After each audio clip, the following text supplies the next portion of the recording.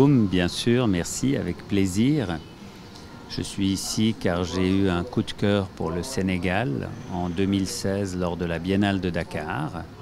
Et j'ai décidé depuis de faire avec ma collection David Broglie Genève, collection d'art contemporain, dans lequel il y a différents aspects. J'ai décidé de créer une antenne ici à Dakar.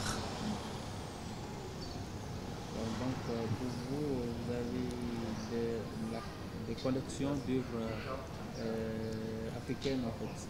Depuis combien de temps vous avez collectionné ces œuvres d'art? D'accord. Il y a 40 ans de collection, donc c'est déjà un certain temps. Et il y a eu des premières collections africaines avec des artistes comme Romuald Azoumé, des artistes africains qui ne sont pas sénégalais, comme Barthélemy Togo, un Camerounais, un Malien, etc. Et maintenant, depuis avec Abdoulaye Konaté, un artiste aussi malien très important. Et puis depuis quelque temps, grâce à la diaspora de Genève, j'ai eu l'occasion d'acheter des artistes aussi sénégalais,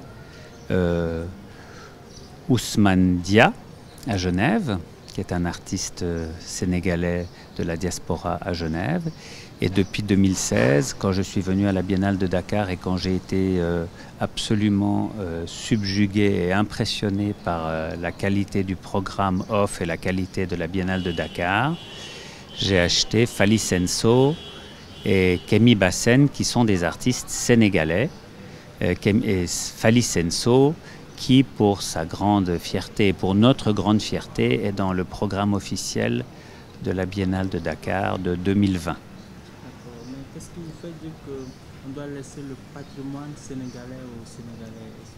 Alors c'est très important, vous abordez une question importante. Aujourd'hui on parle de restitution, aujourd'hui on parle toujours de sujets extrêmement importants, graves et essentiels.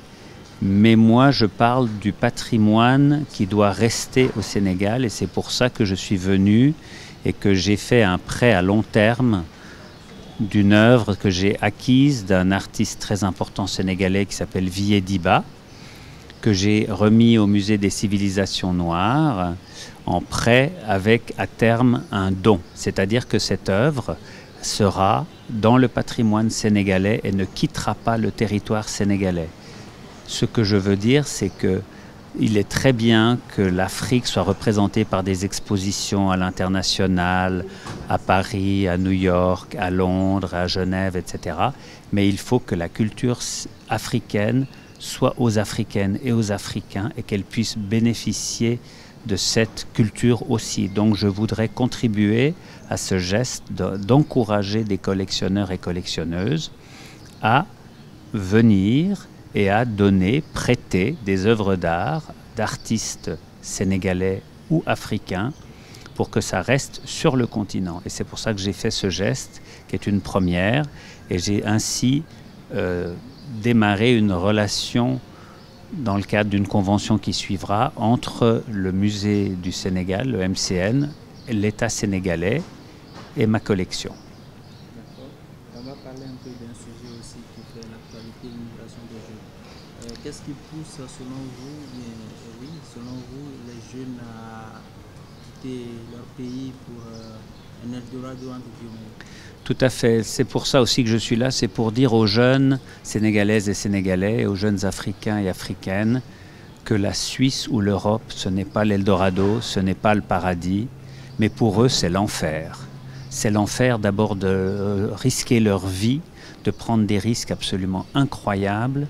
Il faut que, absolument, en Afrique, on trouve une solution pour que les gens restent et, avec leur diplôme du travail, puissent vivre de leur savoir. Et c'est pour ça aussi que par la culture, on peut créer des emplois.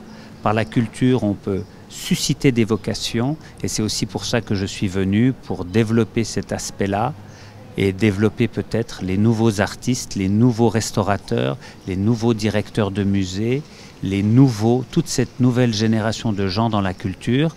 Il y en aura besoin et ça va peut-être permettre à des gens de se rendre compte que la culture est aussi importante que l'économie en termes d'emploi.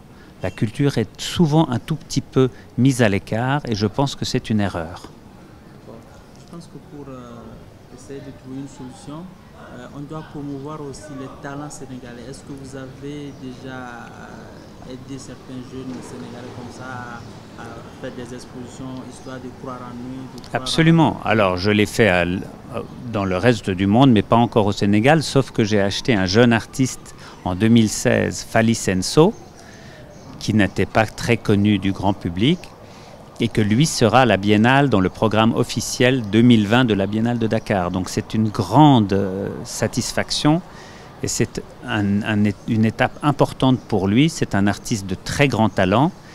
Et à Genève, nous avons un artiste très connu qui s'appelle Omar Ba, qui est sénégalais, qui a son atelier à Genève et qui commence à avoir une carrière internationale grâce à la galerie Templon, une galerie française qui est dans toutes les grandes foires du monde. Et c'est un artiste qui lui aussi va être extrêmement important. Il y a énormément de talents.